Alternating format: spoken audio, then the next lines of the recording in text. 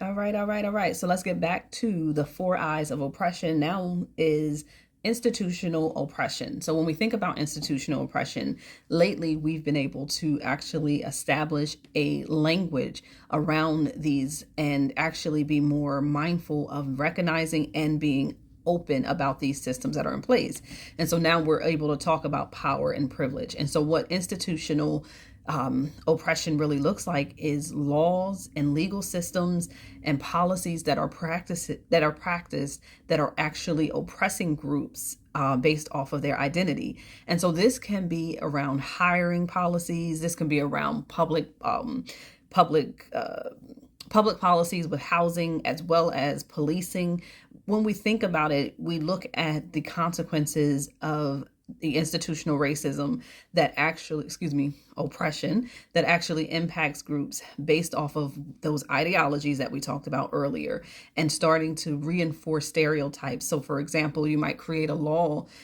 Thinking about the war on drugs, you might create laws that are very specific to making Black and Latinx males go to a higher rate of incarceration, and then as a result, you have entire communities changed related to that oppression.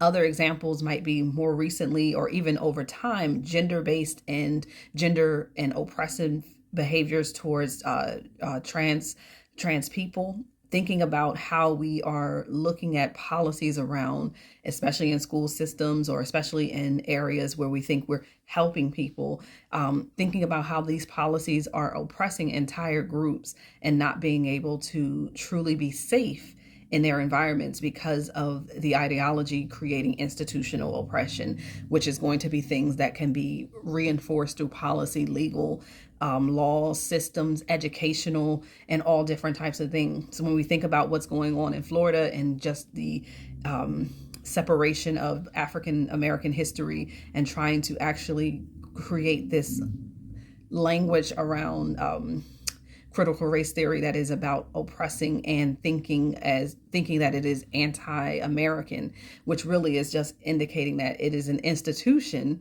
trying to tell us that anything that is Black is bad for us to learn about. And so when we think about institutional racism, I want you to think about it from the perspective of power and privilege, and the privileged group and non-privileged group being impacted differently by entire systems.